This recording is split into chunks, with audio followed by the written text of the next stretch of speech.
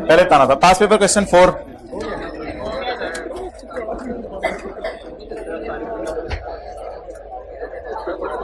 Page number 144।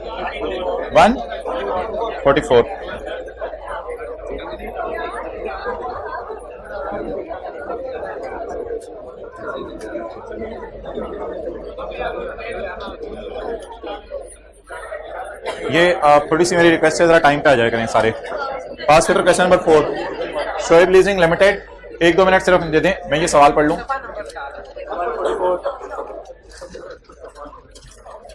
Shoaib leasing limited, सफा number तो यार पास पेपर क्वेश्चन 4 होमवर्क वाले ना। Has entered into a 3-year agreement. तो लीज टर्म कितने साल होगी? 3 साल। To lease a machine with an expected useful life of 4 years and useful life is 4 years। Machine 21 lakh की खरीदी है लेसर ने। तो एक बात याद रखिएगा कि लेसर के सवाल में साथ वाले से बातें करने से कोई फायदा नहीं होगा। लेसर के सवाल में फेयर वैल्यू को देखना है। Cost of machine is 21 lakh. The following information relating to lease transaction is available. Lease शुरू हो रही है 1 जुलाई 2007 को। लीज में एक लड़ के परचेज की ऑप्शन एग्री कराई गई है बार्गेन करके 1 लाख रुपए पे। लेकिन वैसे एंड पे लीज के एसेट की वैल्यू 3 लाख होगी। लेकिन ये सर्टन है कि लेसी एक्सरसाइज करेगा purchase option because he is interested in buying the machine. अगली रो में आ जाना, तो जगह है, चलें। Because he is interested in buying the machine. Lease की किस्तें हैं इतनी और इंप्लिसिट रेट है इतना। तो ठीक है, सवाल के अंदर ऐसी कोई जानदार चीज नहीं थी, बस मैं आपको ग्रॉस इन्वेस्टमेंट निकाल दूं कितनी है। ग्रॉस इन्वेस्टमेंट रेंटल कितने नहीं, कितने कितना नहीं, कितने 3, कितना 860,000 प्लस 1 लाख रुपए and that is my gross investment. Okay, अब नोट मांगा हुआ था सवाल में, वो इजीली बन गया होगा। नोट का फॉर्मेट बता दें पहले, खामोश। पहले टोटल लीज रिसीवेबल आएगा, add unguaranteed residual value, gross investment, less unearned interest income और नेट इन्वेस्टमेंट। ये फॉर्मेट बनेगा हमारा। ओके, नेक्स्ट जी।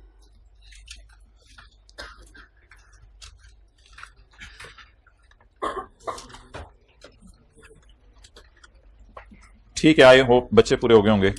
अब जरा मुझे लेसी का फॉर्मूला रिवाइज करवा दें। अभी तक जो हमने पढ़ा है उसकी थोड़ी सी रिवीजन कर लें, उसमें लेसी का फॉर्मूला भी रिवाइज हो जाएगा। एक तो जनरल एंट्रीज हैं, एक लेसी की बुक्स में और एक लेसर की बुक्स में। Right of use debit, lease liability credit, lease liability interest और कैश और डिप्रिशिएट करेगा। लेकिन लेसर एसेट पहले बाय करेगा फेयर वैल्यू पे, बाय करने के बाद लेसी को लीज पे देगा। ये एंट्री और ये एंट्री ऑपोजिट है एक दूसरे की, ये आसान है। इधर देख लेना, थोड़ा सा इधर देखना सीए के लिए। और ये एंट्री और ये एंट्री ऑपोजिट है, डेप्रिसिएशन चार्ज नहीं करेगा लेसर। एक ये हमारी डिस्कशन हुई थी। दूसरी, लेसी की बुक्स में एक डिस्कशन तो हुई थी, लेकिन मैंने ये जो नोट है ये बाद में डाला था, जो आपको क्लास में शो नहीं किया था। लेसी की बुक्स में ये डिस्कशन हुई थी, अगर ओनरशिप ट्रांसफर हो जानी है लीज के एंड पे, तो लेसी डाउन पेमेंट भी दे सकता है, किराया भी दे सकता है। परचेज ऑप्शन की प्राइस तब देगा जब रीजनेबली सर्टन है। और अगर ओनरशिप ट्रांसफर नहीं होनी तो फिर लेसी एसेट को करेगा मिस यूज, क्योंकि ये प्राया एसेट है। तो फिर ऐसी सूरत में प्लीज अब बस कर देना, अटेंटिव हो जाए। लेसी पे करेगा डाउन पेमेंट, रेंटल, और लेसी पे करेगा guaranteed residual value that is expected to be paid या as per agreement expected to be paid, जो लेसी के ख्याल से देनी पड़ेगी। अगर लेसी वादा करेगा मैं गारंटी करता हूं 8 की और 9 का एसेट लाके वापस कर दे, तो पे कितनी गारंटी करेगा? 0। तो GRV expected to be paid by lessee ली जाएगी।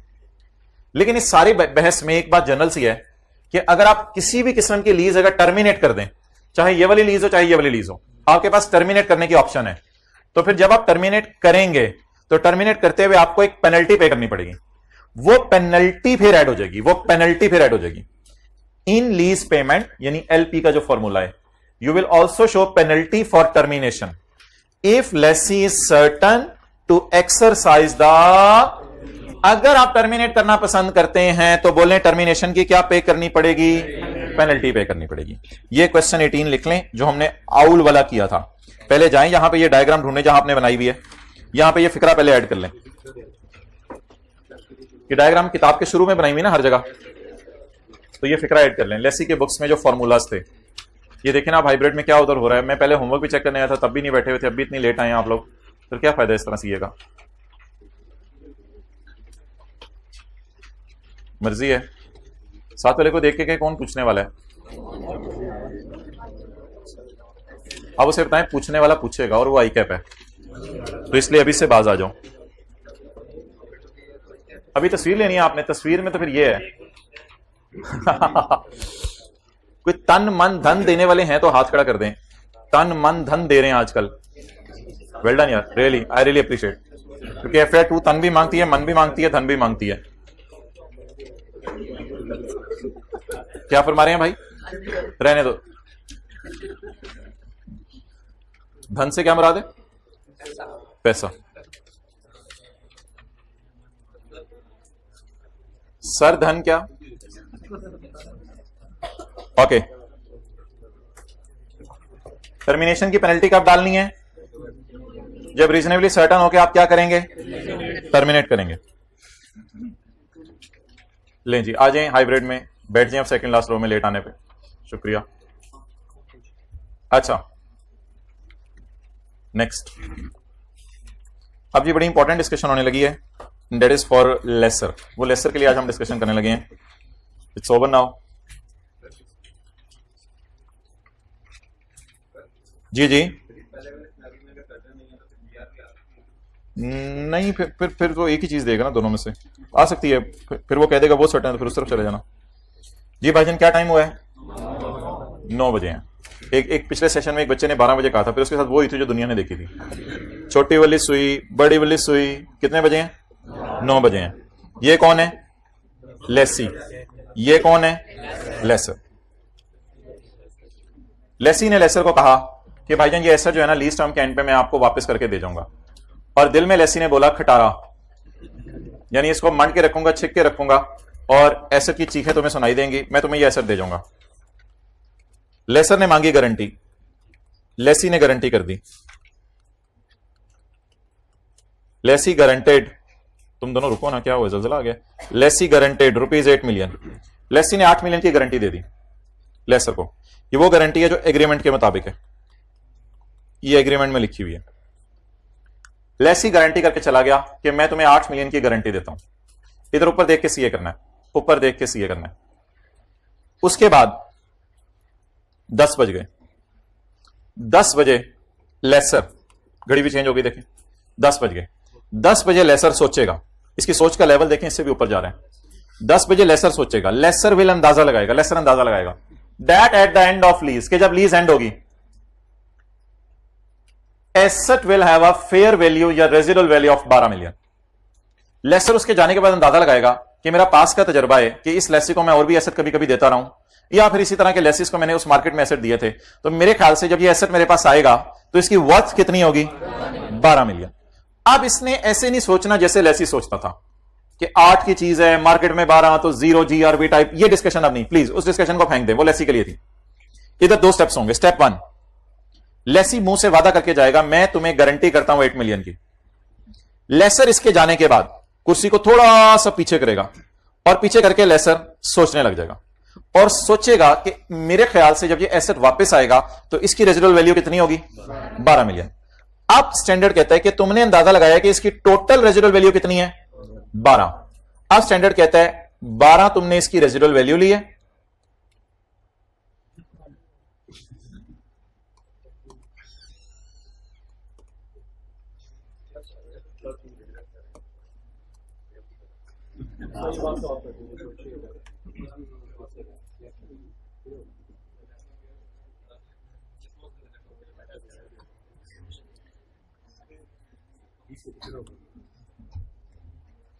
लेसर इसके जाने के बाद अंदाजा लगाएगा। कुर्सी चाहिए, बेंच, जल्दी आओ। लेसर इसके जाने के बाद अंदाजा लगाया। लेसर ने क्या अंदाजा लगाया कि एसेट कितने का होगा? 12 का। अब लेसर क्या करेगा?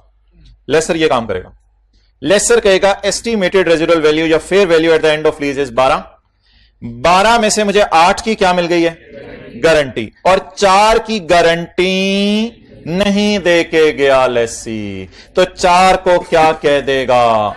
ये प्राइस भी मार्केट से मिल जाएगी, परेशान होने की जरूरत नहीं। जब मार्केट जाके बेचेगा तो वहां से रियलाइज हो सकती है। ये परेशानी वाली बात नहीं कि मार्केट से रियलाइज नहीं होगी, मार्केट से रियलाइज हो जाएगी। लेकिन अभी गारंटी कर गया या नहीं करके गया? नहीं करके गया। तो लेसर में 2 स्टेप अप्रोच है। सबसे पहले लेसी और लेसर बैठेंगे और लेसी और लेसर बैठ के एग्रीमेंट में लिखेंगे 8 मिलियन की गारंटी।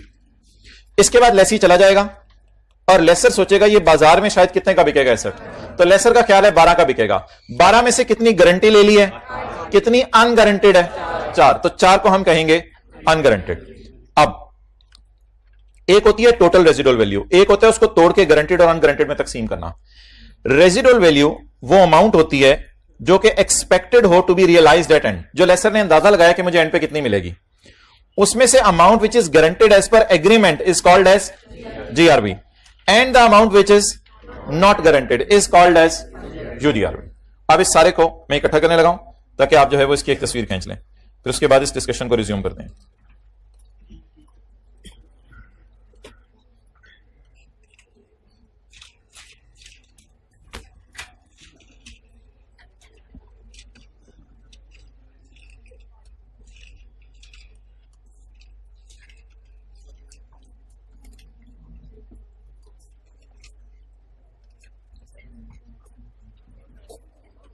ओहो, बिल्कुल सही तस्वीर नहीं आएगी, बस ये मेन चीज है, इसकी तस्वीर खींच लें, फिर बाकी की तस्वीर देखते हैं। लेसी कोई नहीं, ये नोट्स में इंशाल्लाह मैं अपलोड करूंगा साथ, बस जबानी याद करें फिगर्स। लेसी ने कितनी गारंटी की? 8 की। लेसर ने उसके बाद जाके, उसी हमने लेसी की बानों की बात की थी, लेसी की बीवी, तो लेसर की भी तो शादी हुई होगी। तो लेसर घर जाएगा, घर जाके अपनी बानों को उठाएगा, बानों कहेगी शुक्र है सर तूने मुझे उठा दिया। तो उठाएगा, उठा के पूछेगा बानो मैंने फला फला बंदे को एसेट दिया है, तो आपके ख्याल से वो कैसे इस्तेमाल करेगा? बड़े प्यार से इस्तेमाल करेगा, वो अच्छे तरीके से इस्तेमाल करेगा। तो आप ऐसा करें, अज्यूम कर लें कि इसकी रेजिडुअल वैल्यू 12 होगी। 12 में से कितनी गारंटी हो गई? 8, तो बाकी अनगारंटेड। तो बताएं जी, लेसी ने वादा क्या किया, कितने दूंगा? 8। लेसर ने उसके बाद सोचा क्या कि बाजार में कितने का बिक जाएगा? 12 का। बाजार में कितने का बिकेगा? उसमें से गारंटी कितना हो गया? बाकी अनगारंटेड। अब इसकी तस्वीर खींच। रेजिडुअल वैल्यू की डेफिनेशन बताएं। Amount expected to be at the end of lease, और उसमें से जो एग्रीमेंट वाली जीआरवी है वो आया करेगी। यहां पे वो एक्सपेक्टेड टू बी पेड वाला कोई चक्कर नहीं है, यहां बस जो एग्रीमेंट वाली जीआरवी है वो आ जाया करेगी, और बाकी unguaranteed. Now I repeat again and again. Lessee ने कितना वादा किया? 8 का। लेसर ने कितना सोचा? 12 का। 12 में से कितनी की गारंटी मिल गई? 8 की। कितने की नहीं मिली? तो 4 इज कॉल्ड एज अनगारंटेड। जी, सोचने पे कुछ भी सोचा जाता है, पूरी अकाउंटिंग सोच पे चल रही है। प्रोविजन फॉर डाउटफुल डेट का रेट सोचा जाता है, ऑडिटर्स आके फिर उसकी रीजनेबलनेस चेक करते हैं, तो वो ऑडिट वाले टीचर बताएंगे कि इनकी रीजनेबलनेस चेक करनी है, कैसे करनी है। जी, बस लेसर उससे डिस्कशन करके आप अंदाजा लगाएगा कि एसेट की कितनी वैल्यू होगी। लेसर ने भी तो अपनी अकाउंटिंग चलानी है ना। रेजिडुअल वैल्यू क्या होती है बोले? Amount expected to be realise at end. GRV क्या होती है? Amount which is guaranteed as per, and UGRV amount which is not guaranteed, जिस अमाउंट की गारंटी नहीं मिली। ओके, ठीक है जी, ओवर। अब लेसर के फॉर्मूलाज बता दें आज। लेसर के फॉर्मूलाज। जी जी, ये लेसर सोचेगा ना, लेसी तो नहीं सोचेगा। लेसी तो एसेट लेके चला जाएगा, लेसर उसके जाने के बाद सोचेगा कि इसकी रेजिडुअल वैल्यू क्या होगी। लेसर के फॉर्मूलाज बताएं। अगर ओनरशिप ट्रांसफर होनी है लेसी को, तो लेसर कैसे कैलकुलेशन करेगा? और बोले down payment plus rental plus if it is reasonably certain.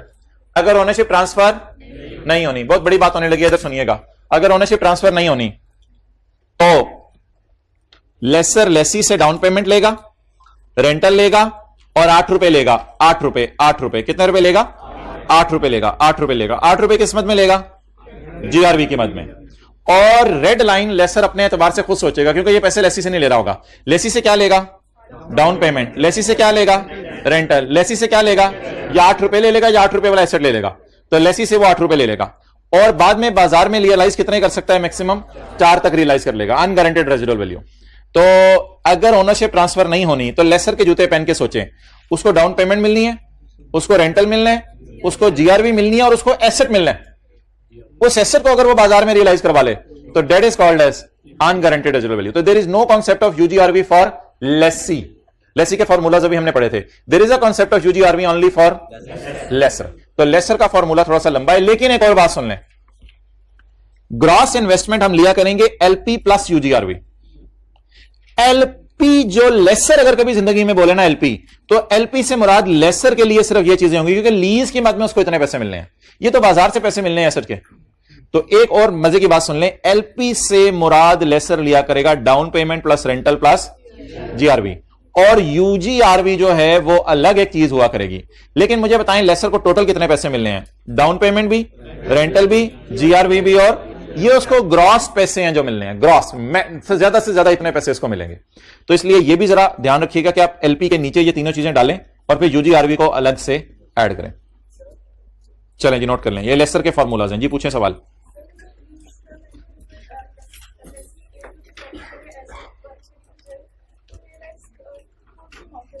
देखें, ये सारी चीजें ना सोच की हैं कि शुरू में सोचा था, जब एंड पे वापस करे और उस वक्त कहानी कुछ और हो चुकी हो, वो फिर आखिरी साल की काउंटिंग है, तो that is out of syllabus, वो आपसे बात हो चुकी हुई है। हमने सिर्फ लीज के शुरू में ना अंदाजे लगाने हैं कि क्या होगा, बाद में कुछ और हो जाए तो that is change in estimate, वो हमारे सिलेबस में नहीं है जी। हाँ, लीज पेमेंट्स में, लेकिन ग्रॉस इन्वेस्टमेंट में तो सब कुछ आ जाएगा ना जी मोहतरम। लीज से लिंक नहीं है, लेकिन लेसर को पैसे तो मिल रहे हैं ना। इस तरह तो वो ये भी एक्सपेक्ट कर सकते हैं कि मैं दोबारा से रेंटल पे दूंगा, कैसे कर? हाँ, तो कुछ किताबों में ये भी लिखा हुआ है कि यूजीआरवी अगले लेसी से जो रेंटल्स होते हैं वो भी डाल सकते हैं आप, लेकिन वो चीज हमारे सिलेबस में नहीं है। बिल्कुल आप सही कह रहे हैं जी मोहतरम।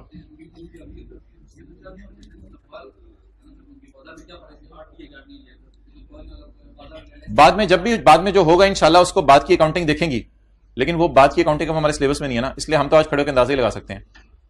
बाद की अकाउंट बस वो कहते हैं 12 में से 8 की तो उसे गारंटी है। बाद में अगर ऐसा उसे खटारा करके भी मिल जाए तो 8 तो फिर भी उसको मिलना ही मिलना है, बाकी हो सकता है फिर एंड पे 4 ना मिले, ऐसे की इतनी बुरी कंडीशन हो, फिर नहीं मिलेगा 4 तो उस वक्त अकाउंटिंग रिवाइज होगी चीजों की। तो वो बाद वाली अकाउंटिंग लकीली है ही नहीं हमारे स्कोप में, मैं तो आज वाली अकाउंटिंग है। तो क्या एग्रीमेंट में लिखा था? स्टेप 1 बोलें, एग्रीमेंट में क्या लिखा था? 8। लेसर ने सोचा कितना? 12 में से कितने की गारंटी, कितने की अनगारंटेड? जी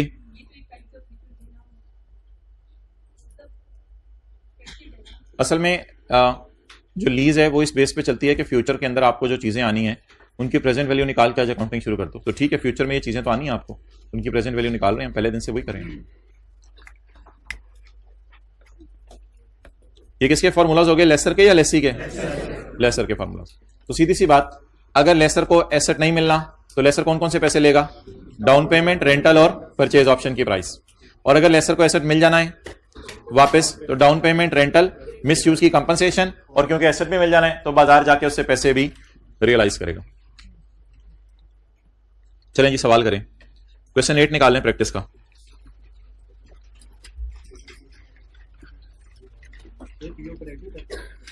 परचेज ऑप्शन पेनल्टी नहीं, पेनल्टी अगर होगी तो वो नॉर्मल तरीके से ऐड होगी जिस तरह पहले हुई है।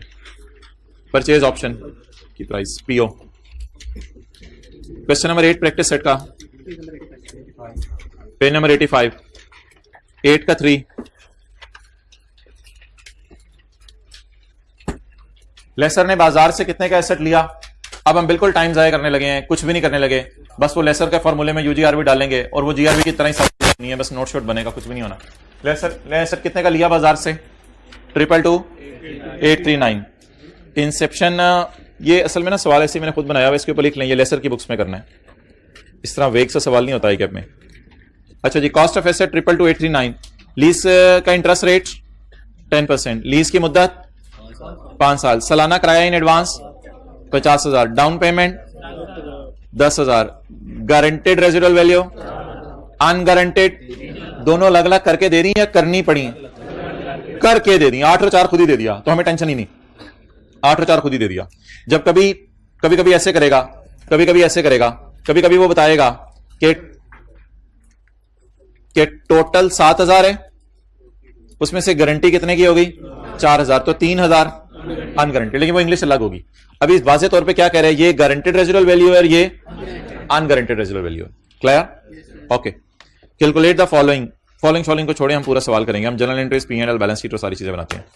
तो अच्छा जी, लेसी सवाल कहां से शुरू करता था, एलपी और पीवी ऑफ एलपी।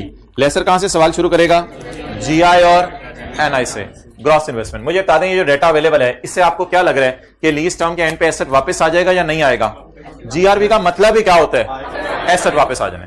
तो अब लेसर का फॉर्मूला जरा बता दें क्या क्या आएगा। Gross investment is equal to down payment plus rental plus GRV plus UGRV. Red marker देना जरा।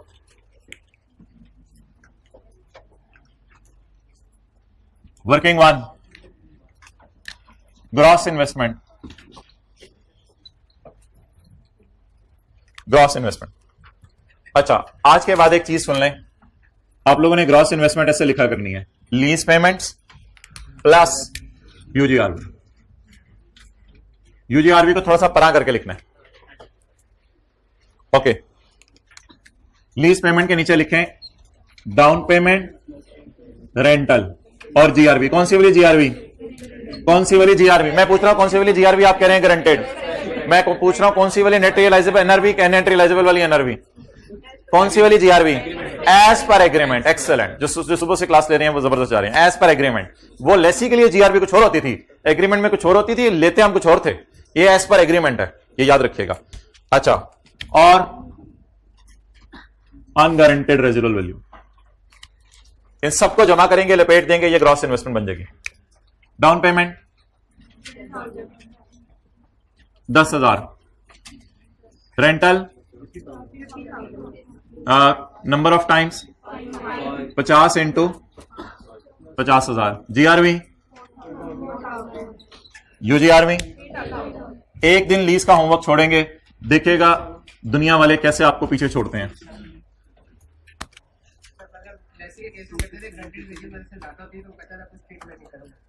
लेसर के केस में डिफरेंट एंगल है। लेसर ये सोचते हैं बाजार में 12 का बिकेगा तो 8 मुझे लेसिस से आ जाएंगे, वो तो वादा करके गया देगा ही देगा, या 8 की चीज दे जाएगा या 8 दे जाएगा, बाकी 4 में बाजार से ले सकते हैं। लेसर इस तरह सोचते हैं। लेसर की सोचने का तरीका डिफरेंट है। ओके, ग्रैंड टोटल बता दें जिसमें रेड वाला भी शामिल कर दें। 267,000। चलें जी, अब डिस्काउंटिंग कर लें या अमोर्टाइजेशन शेड्यूल बना लें। अमोर्टाइजेशन शेड्यूल में डेट और इंस्टॉलमेंट का कॉलम बना लेते हैं। नेट इन्वेस्टमेंट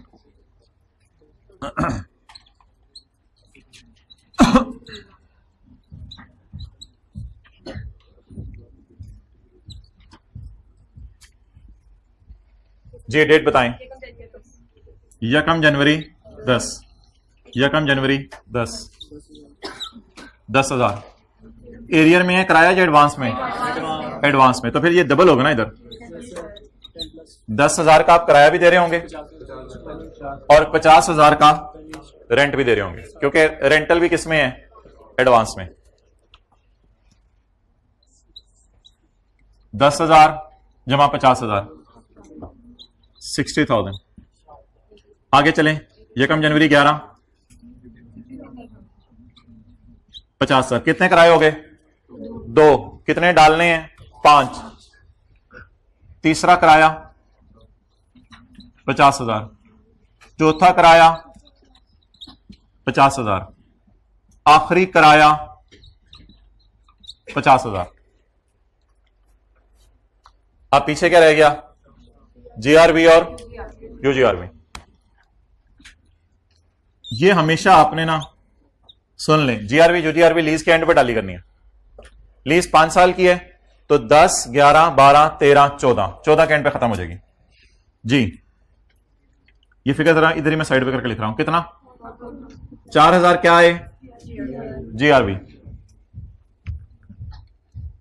भाई ये ऊपर से बंद करवाओ, ठक ठक उन्हें को नीचे ठका ठक हो रही है, बहुत ज्यादा इंपॉर्टेंट काम हो रहा है। 4,000 जमा 3,000, 7,000। हाँ जी, यूजीआरबी को आज ही से डाल लेंगे इधर। नोट में क्या करना है, वो जब नोट खुलेगा तब पता चलेगा। तो लेसर, असल में ना कुछ लोग कहते हैं ये लीज के तो पैसे ही नहीं, ये तो एसेट पाने पे आएगा, बाजार से रियलाइज होंगे। तो भाई असल में मेन चीज लीज है, उस मेन चीज की वजह से एक आरजी सी और छोटी सी चीज अपनी हैसियत लूज करके लीज के अंदर ही मर्ज हो गई, बस ये वजह है और कोई वजह नहीं। तो जीआरबी यूजीआरबी को नॉर्मल तरीके से साथ साथ लेके चलें जी। नहीं नहीं नहीं नहीं, वो लीज अमोर्टाइजेशन शेड्यूल जब लेसी का बन रहा था तो उसमें लेसी ने जितनी पेमेंट्स करनी है लेसर को वो सारी आएंगी।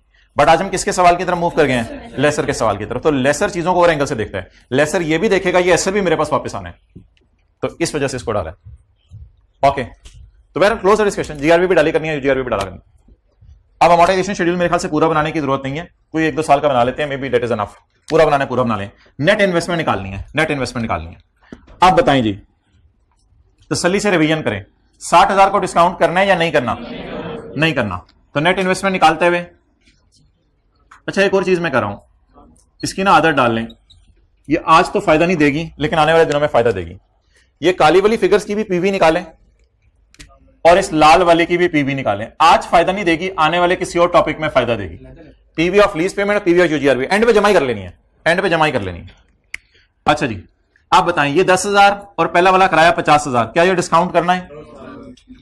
इसको फिर एज इट इज लिख लें।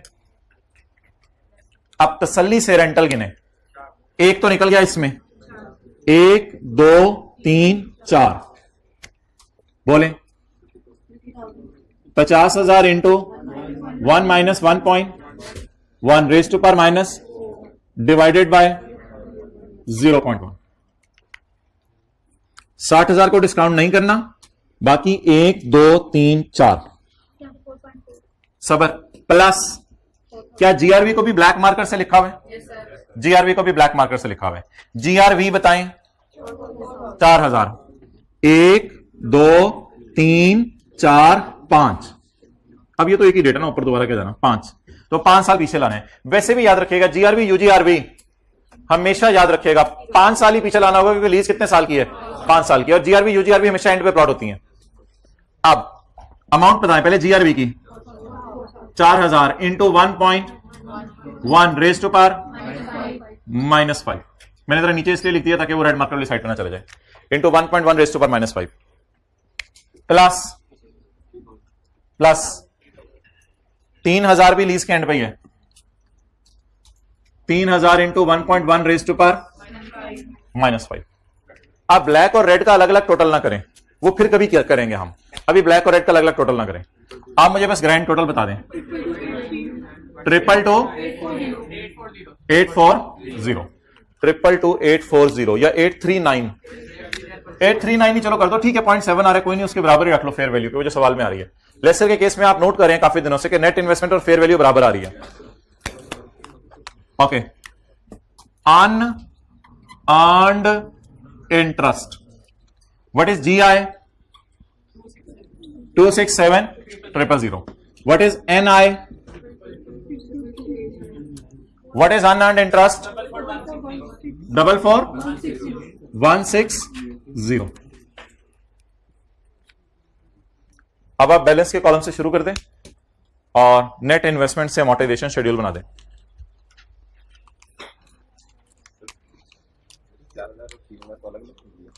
4,000 और 3,000 को अलग अलग आने वाले दिनों में देखेंगे क्यों किया। फिलहाल आप इकट्ठा भी 7,000 को डिस्काउंट कर सकते थे।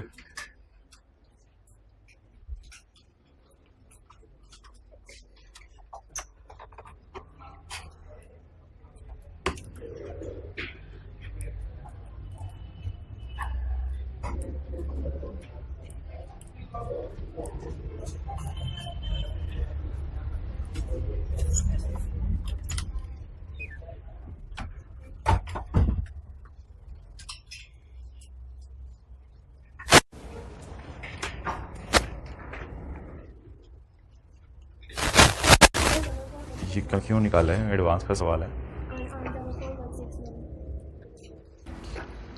क्या है वो आपने इसको, अच्छा ये, हाँ ये अनअर्न्ड इंटरेस्ट 44,161 है, अनअर्न्ड इंटरेस्ट 44,161 है।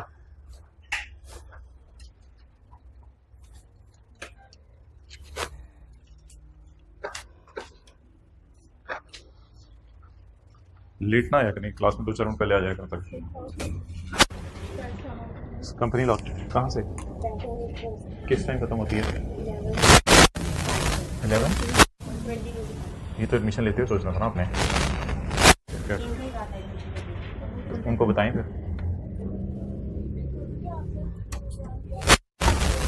हाँ लेकिन उनको बीच में से उठ के आ जाएगा ना, उनको बता दिया, उनको बता दें आप, सारे जाके बताएंगे तो फिर बता दिया करें उनको।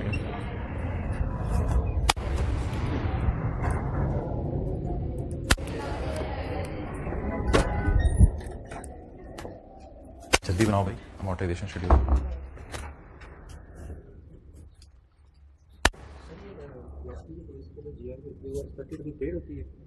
लेसी के केस में GRV expected to be paid है, लेसर के केस में एग्रीमेंट वाली।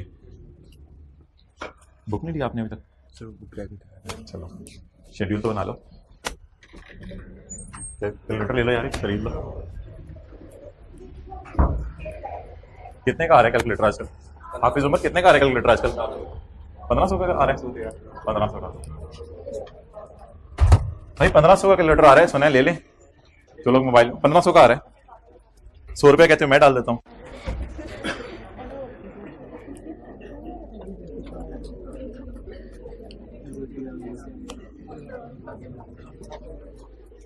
जी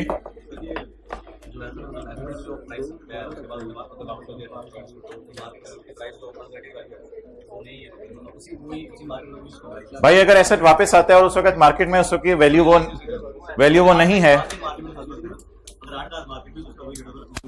बाद में अगर एसेट वापस आता है 5वें साल के एंड पे और मार्केट में जो वैल्यू है वो नहीं है जो अंदाजा लगाया था, तो फिर क्या करेंगे बताएं? ये अकाउंटिंग हमारे स्कोप में नहीं है, बाद की अकाउंटिंग। हमने तो बस ये अंदाजा लगाना है।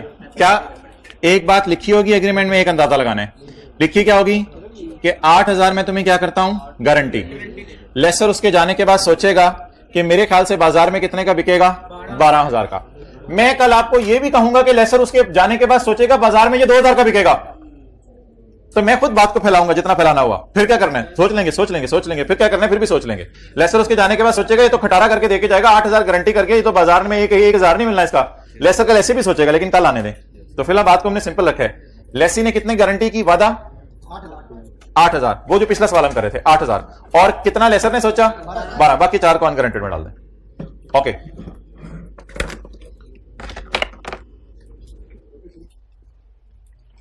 अब आप हजरात बता दें फॉर्मूला लगाने के बाद, फॉर्मूला क्या होगा लेसर का अगर एसेट वापस आ जाने?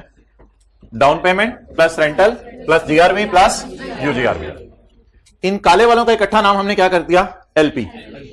तो लेसर जब एसेट लीज पे देगा, एक उसको लीज पेमेंट्स लेसी से आएंगी और एक इसको क्या आएगी, अनगारंटेड रेजिडुअल वैल्यू। अच्छा जी, ये दूसरी क्लास में ये नजर नहीं आ रहा था, इसको मैं इनको 1.1 रेज़ टू पावर -5 शायद अब नजर आ रहा हो। अच्छा, आर इंटरेस्ट की फिगर 161 है। ओके, 2 हो तो ज्यादा हो जाएगा। अच्छा, बैलेंस बताएं जी, 222,839। अब आप मुझे बताएं, कुछ शहजादों ने यहां भी इंटरेस्ट निकाला हुआ था।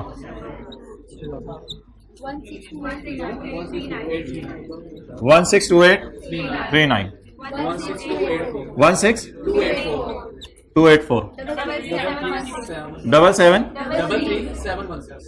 33 123 ओके। बहुत बहुत ज्यादा बातें हो रही हैं। आप लास्ट रो में, ये फीमेल स्टूडेंट हो, आप जरा उधर हो जाएं और थोड़ा सा। अच्छा जी, अब आप हजरात मुझे बताएं कि क्या मैं आपको लेसर की एंट्रीज दिखाऊं या याद हैं? लेसी जैसी एंट्रीज हैं लेकिन उल्टी। एक एंट्री एक्स्ट्रा है, डेट इज एसेट परचेज करने की, एसेट परचेज करने की। लेसर बाजार से एसेट खरीदेगा और खरीद के किसको दे देगा, लेसी को दे देगा। मैंने जनरल एंट्रीज करनी है 31 दिसंबर 10 की और 31 दिसंबर 11 की, और P&L 10-11 का बनाने, बैलेंस शीट 10-11 की बनानी है, और मैंने नोट बनाने 10 का। चलें जी, अब हम मुझे बता दें लेसर ने बाजार से कितने का एसेट खरीदा होगा। ये वाली फिगर आपने सवाल से देखा करनी है, ये वाली फिगर सवाल से देखा करनी है। लेसर ने बाजार से कितने का खरीदा, ईयर एंड बताएं। 31/12 2010। इतनी यूजीआरबी आनी है अगले सवालों में, इतनी यूजीआरबी आनी है कि आपकी बस हो जाएगी, आप कहेंगे छोड़े बस करें अब। 1 जनवरी 2010 बोले जी, asset debit cash credit 839। Next आप भी थोड़ा सा साइड पे हो जाए, सेकंड लास्ट रो में। अच्छा शुक्रिया। अब आगे चलें जी। 1 जनवरी 10 क्या किराया लेना शुरू कर दूं या पहले एसेट लीज पे दूं? लीज पे लेने की एंट्री क्या होती थी? ROU debit lease liability credit. ये लीज पे लेने की होती थी, लीज पे देने की एंट्री लीज रिसीवेबल डेबिट। अच्छा ये अब सुन लें किस पे होना है, ये रिकॉर्ड हुआ करने फेयर वैल्यू पे और ये एनआई पे। इंशाल्लाह 1-2 क्लासों तक हमारी फेयर वैल्यू और नेट इन्वेस्टमेंट बराबर आती रहेगी। कुछ क्लासें आएंगी जिनमें बदलना शुरू होगी, फिर हम देखेंगे बैलेंसिंग फिगर कहां डालनी है। ये फिगर ये वाली पकड़ें और इसको क्रेडिट मारें 839। लीज रिसीवेबल को डेबिट करें, लीज रिसीवेबल को एनआई से 839। अब 1 जनवरी 10 को कितना किराया आया? 60,000 का कैश डेबिट और लीज रिसीवेबल क्रेडिट 60,000। ये वो एंट्रीज होती हैं जो सवाल में सामने फेस से पता चल जाती हैं। आप बता दें एक्स्ट्रा एंट्री लेसर क्या करता है? एसेट को बाय करने की। एक्स्ट्रा एंट्री क्या करता है? एसेट को। बाकी उधर वो एंट्री करा होगा ROU debit lease liability credit और उधर वो एंट्री करा होगा lease liability debit cash credit. First वाली एंट्री नहीं करेंगे वो मैं बता देता हूं क्योंकि डेट ऑफ परचेज नहीं दी हुई, लेकिन अभी समझने के लिए चलने दें। अच्छा अगला सवाल और आखिरी सवाल मेरा यह कि इंटरेस्ट इनकम को लेसर बुक करता है, लेकिन याद रखिएगा लेसर कभी भी डेप्रिसिएशन रिकॉर्ड नहीं करेगा। तो लेसर कभी भी डेप्रिसिएशन रिकॉर्ड नहीं करेगा। कौन सा लेसर वो आज मैं बात करूंगा। लेसर भी आज हमने 2 कैटेगरीज बना देनी, क्योंकि कल भी एक लेसर मैंने आपको जाते करवाया था गाड़ी वाला, शादी वाला। वो लेसर की तरफ आज हमने वापस आने। ओके 31/12/10 मुझे बताएं हमारी लीज कब शुरू हुई है? 1/1/10 को। अमोर्टाइजेशन शेड्यूल में आपने कभी भी नहीं जाना इंटरेस्ट के लिए जब तक कि प्री प्लानिंग ना कर लें। प्री प्लानिंग करनी है फिर आपने जाना है। लीज कब शुरू हुई है? 1 जनवरी 10 को। ईयर एंड कब है? हमें कितने अरसे का इंटरेस्ट चाहिए? 12 महीने का। तो 1 जनवरी 10 से 31/12/10 का इंटरेस्ट। अपनी ये वाली उंगली और अंगूठे को फोकस करें, घूरें। ये इंटरेस्ट पूरे 2010 के साल का है। पूरे 2010 के साल का ये इंटरेस्ट, पूरे 10 के साल का कितना? 16284। ये जनवरी फरवरी मार्च अप्रैल मई जून 2010 का है। जुलाई अगस्त सितंबर अक्टूबर नवंबर 2010 का है जी। इंटरेस्ट रिसीवेबल डेबिट और इंटरेस्ट इनकम क्रेडिट 16284। भाई पूछ रहे थे कितने सालों का अमोर्टाइजेशन शेड्यूल बनाना है। भाई मैंने अगले साल की एंट्रीज करनी है, मुझे जरूरत पड़ी तो मैं अगले साल का भी बना लेता हूं। तो जरूरत पड़ेगी तो 1-2 लाइन और डाल देंगे, वरना भी मेरा गुजारा चल रहा है। अच्छा अगला कितना था? 908 अब अगले साल की एंट्रीज। एंट्री जरा रिवाइज कर लें। पहली एंट्री एसेट बाजार से खरीदा, एसेट डेबिट। ये वाली वैल्यू आप बड़ा बड़ा करके लिख लें, ये क्वेश्चन से उठाया करनी है। Asset debit cash credit. फिर उसके बाद एसेट लीज पे देने की एंट्री, लीज रिसीवेबल डेबिट और आगे एंट्रीज लेसी की तरह, इसलिए कोई मसला। क्या अगले साल लेसर दोबारा एसेट खरीदेगा बाजार से? क्या उसे डीओजी ने BITE की है? किसी को वैसे काटा है कभी किसी ने डीओजी ने जिंदगी में? कितने टीके लगवाने पड़े? 14,000 रुपए के टीके लगवाने पड़े। ये भी लगता हुआ होगा 14 टीके। कितने दिन में लगते हैं ये? अच्छा क्या अगले साल दोबारा एसेट लीज पे देगा? अगले साल दोबारा एसेट लीज पे नहीं देगा। नेक्स्ट 1 जनवरी 11 को कैश कितना आया? 50,000। 50,000। ये देखो ये बच्चे रोशन है, यहां लाइट नहीं गई। अब इनको जवाब दे दें कोई अपनी तरफ से, हम ज्यादा रोशन है। अच्छा तो cash debit lease receivable credit बोले कितने से? जल्दी जल्दी 33716 और इंटरेस्ट इनकम बुक करें 16284 की, या इनकम ऑलरेडी बुक हो चुकी है? तो फिर क्या करें, रिसीवेबल के अकाउंट को किताबों से खत्म कर दें। इंटरेस्ट रिसीवेबल कितना 16284।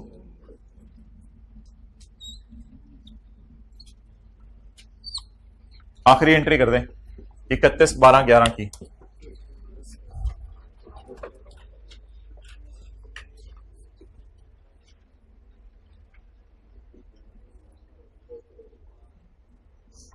मैं जरा YouTube पे एक चीज देख लूं।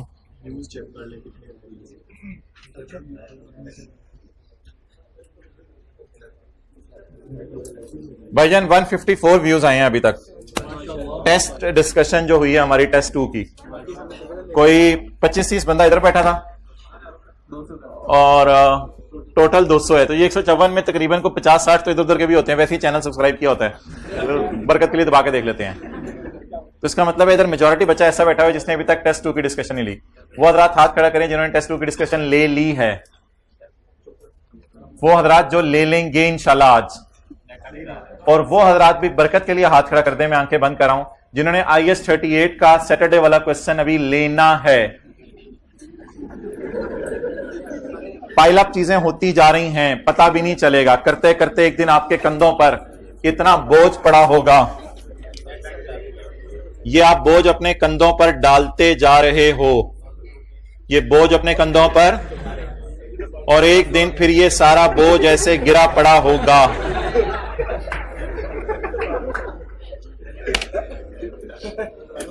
तो ये नींद कैसे आई टेस्ट 2 की डिस्कशन और IAS 38 का सवाल का बोझ अपने कंधों पे लेके? नींद कैसे आई आपको? अच्छा, ईद के दिनों में कुछ प्लान कर लेते हैं। ईद से नेक्स्ट डे हम इंशाल्लाह IAS 38 और IAS 41 की रिवीजन शुरू कर देंगे। जूम मीटिंग ईद से नेक्स्ट डे, ठीक है?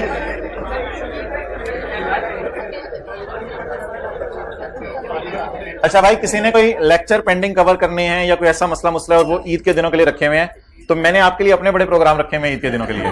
तो आप ये मत एक्सपेक्ट कीजिएगा कि आप ईद के दिनों में पेंडिंग लेक्चर कवर करें। मैं अभी से बता रहा हूं ताकि कंपनी जिम्मेदार है बाद में। अच्छा, 31/12/11 बोलें। मुझे कब से कब तक का इंटरेस्ट चाहिए? 1 जनवरी 11 से 31/12/11, 1 जनवरी 11 से 31/12/11। आज साथ वाले की उंगली और अंगूठा जरा पकड़ के लेके जाएं। 1 जनवरी 11 से, अच्छा जरा चेक करें वो सही जगह पे रखता है या नहीं, उससे मौका दें।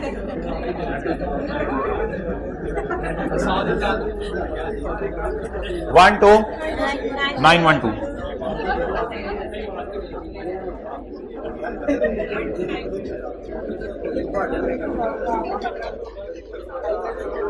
क्या मसला है आपको? चलें जी, 1 साल की एंट्रीज हो गई हमारी, आगे चलते हैं। अब हम P&L बना लेते हैं, बैलेंस शीट बना लेते हैं। We are here to waste our precious time.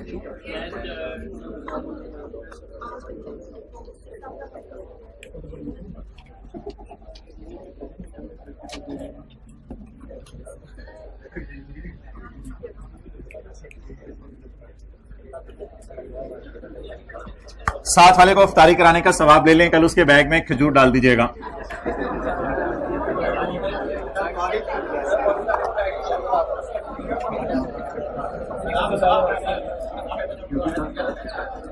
Profit and loss 31/12/12, 31/12/11। ठीक है, बहुत ज्यादा आप लोग जो है वो बोलने लगे हैं। जी भाईजान, उधर से सवाल पूछें।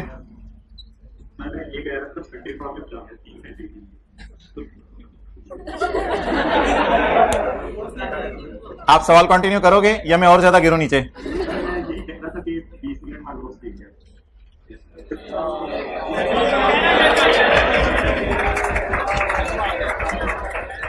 नहीं, वो ऐसी चीज नहीं है भाईजान 20 मिनट वाली। इंटरेस्ट इनकम संडे को जो हम क्लास करेंगे उसमें लेसर लेसी को कहेगा कि पहले 2 किराए ना दे और फिर 5वां किराया भी ना दे, तीसरा चौथा दे और छठा दे। तो फिर हम उस किराए की जान लेके डिस्काउंटिंग भी सीखेंगे, इंटरेस्ट भी सीखेंगे, सब कुछ करेंगे। स्टे ट्यून्ड, फ्रेश माइंड के साथ कुछ कर लेंगे। कुछ कर लेंगे। 31 12 10, 31 से जबान का सवाल जायज नहीं है। 31 12 10 का इंटरेस्ट इनकम 16284 और 31 12 11 का 12912।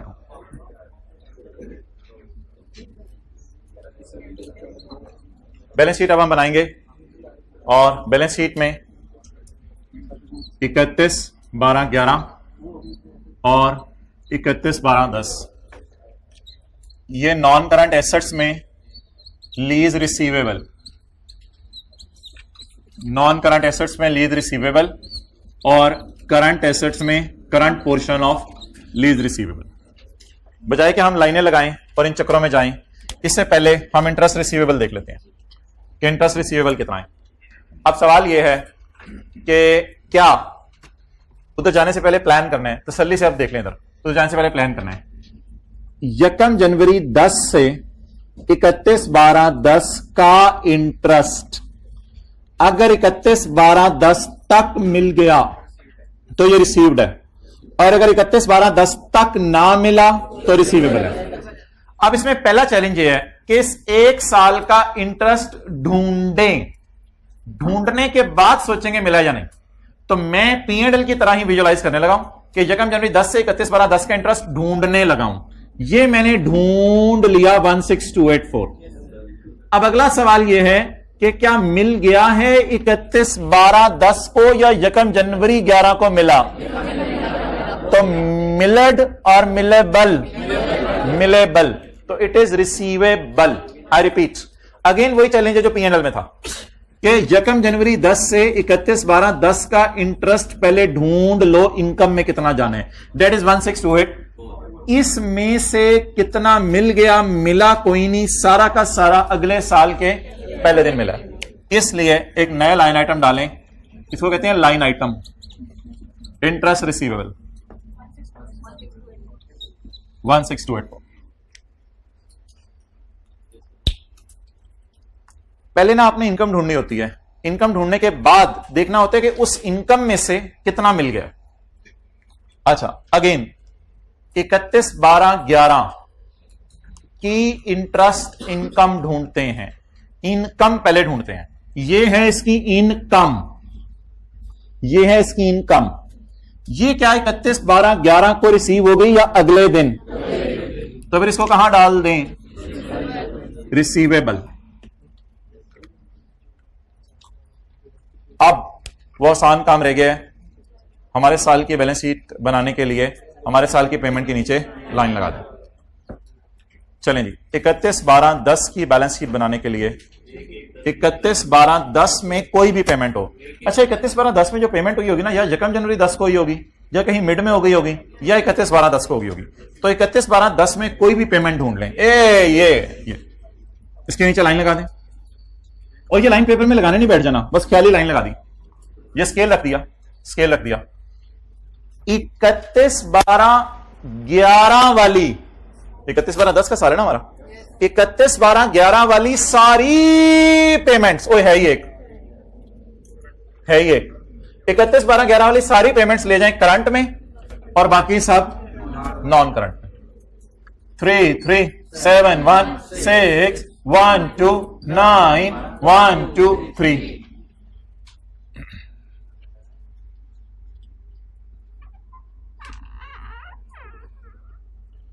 इसको ना इंटेंशनली और अनइंटेंशनली घर में ऊंची ऊंची बोला करें कमरे में। 31 12 10 की बैलेंस शीट बनाने के लिए हमारे साल की पेमेंट के नीचे लाइन लगा दो, इस तरह बोला करें जरा ऊंची ऊंची। जी मोहतरम, हाँ, अगर पेमेंट ज्यादा है तो वो ऑब्वियसली आखिरी पेमेंट की चलाने लगे। Further details you can contact me. अच्छा, 31 12 11 की क्या बनानी है बैलेंस शीट? 31 12 11 के साल में मड़ा कोई पेमेंट ढूंढ दे, 31 12 11 के साल में कोई पेमेंट ढूंढ दे। ये सर वो वाली, ये वाली, इसके नीचे क्या लगा दें? अगर लगे तो लगा दें लाइन। ये कहां चला गया? और वो नॉन करंट।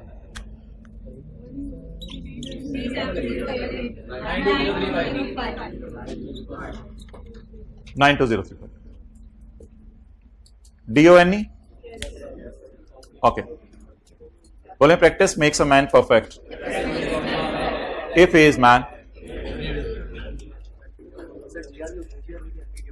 जीआरबी और यूजीआरबी की एंट्रीज क्या होंगी जब आखिरी साल लीज एसेट लेसी हमें वापस देके जाएगा, तो आखिरी साल जीआरबी यूजीआरबी की क्या एंट्रीज होंगी? वो एंट्रीज हमारे सिलेबस में नहीं है आखिरी साल की। बस हमने ना इसको इसमें डालना होता है, फॉर्मूले में, हांडी में डालना होता है, बाद में पके ना पके हमारी बला। अब हम ऐसा करते हैं कि हम नोट बनाने से पहले, नोट कहां बनाने छोड़े परे, हम नोट बनाने से पहले कोई एक सवाल ऐसा रखते हैं आपके सामने जिसमें हम मैं आपसे किसी साल की जो है वो P&L पूछूंगा और बैलेंस शीट पूछूंगा और आप साथ वाले से पता करके वो मुझे बता देंगे। कोई भी ऐसा सवाल पकड़ते हैं जिसमें कोई 1 जनवरी चल रहा हो और 1 जनवरी को कोई रेंटल शेंटल पे हो रहे हो, तो हाँ अच्छा फिर और इस तरह घर वालों से बातें करते हैं आउट स्टेशन वाले, ये इसी को कहते हैं टाइम जाया करना। अच्छा फिर फिर क्या पका, तो अच्छा फिर अच्छा वो खाला रशीदा आई थी, कितना अरसा हो गया, तो इतना टाइम है आप लोगों के पास?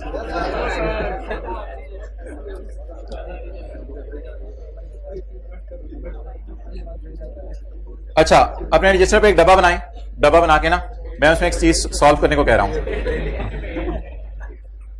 पैसे ही लिखें जरा। पेज 104 31/12/12 की बैलेंस शीट बना दें।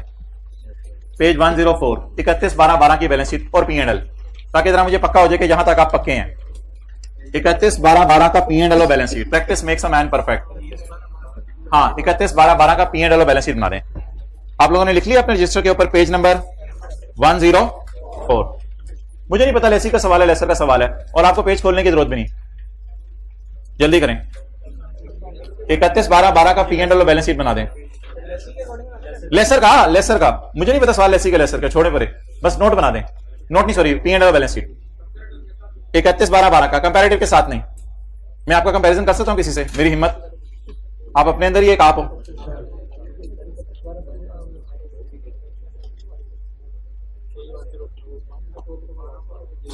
छोड़ो मेरे, पेज 104 क्यों खोल रहे हैं, वो नीचे ले जा रहे साथ साथ, सिस्टम अपडेट हो रहा है उसका।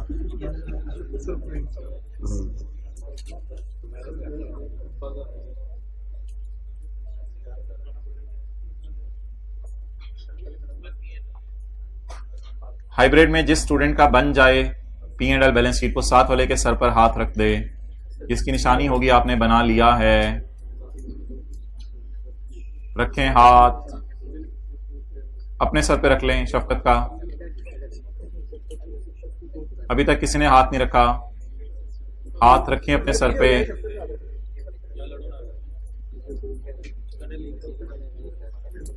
काश के कोई हाथ रख दे अपने सर पे। एक ने रख लिया है, भाईजान आप दोनों उधर ही चले जाओ, भाईजान दीवार तोड़ो, इधर आओ, मैं देखूंगा ना, मैं देखूंगा। मैंने उनको कई दफा कहा ये मोबाइल के अंदर फैसिलिटी देते, बच्चे उधर ही लगे रहते हैं, तो इधर देखो, मैसेज नहीं आया आज भी। अच्छा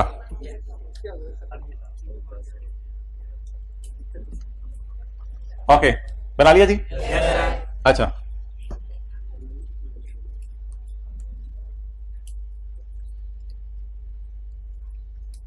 रिश्तेदारों को बता दें अब मैं बड़ा आदमी बन के आपसे मिलूंगा,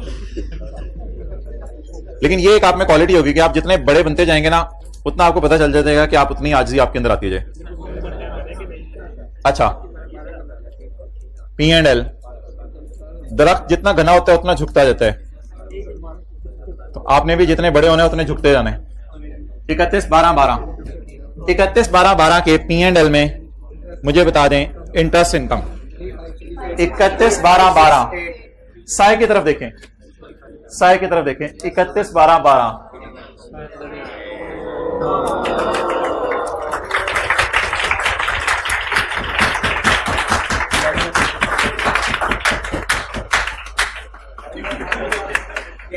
3568। Thank you.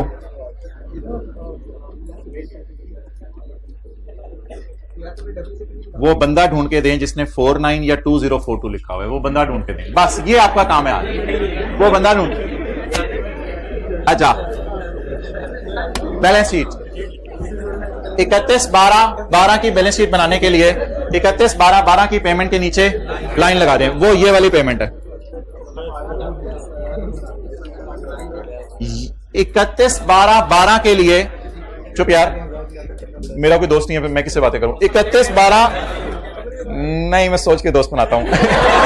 31/12/12 के साल के लिए करंट होगा 13 की सारी पेमेंट्स। अनलकीली 13 में पेमेंट ही एक है, अनलकीली 13 में पेमेंट ही एक है। इस पेमेंट को किसमें डाल दें? करंट में, और इस सारे को नॉन करंट में। तो पहले इंटरेस्ट रिसीवेबल मैंने मालूम करना था, मादरत। अच्छा, non current assets, current assets, lease receivable और current portion of lease receivable जी। 15,261,20,423। अगली चीज इंटरेस्ट रिसीवेबल, उसमें P&L वाली अप्रोच ही लगाएं। क्या आपको 12 का इंटरेस्ट ये नजर आ रहा है? 12 का इंटरेस्ट ये नजर आ रहा है क्या?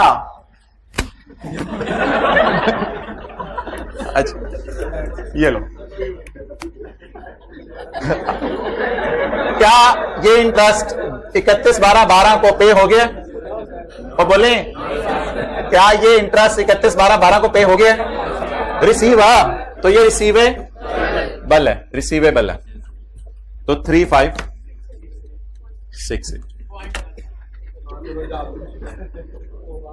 clear? So that was a little bit story about the question of advance in the books of lesser.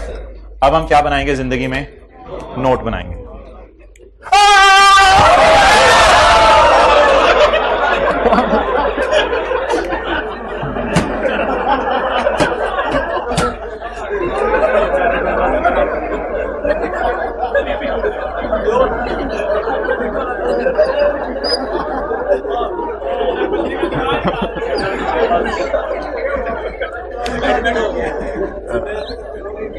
इधर की तरफ 1 2 1 2 9 1 2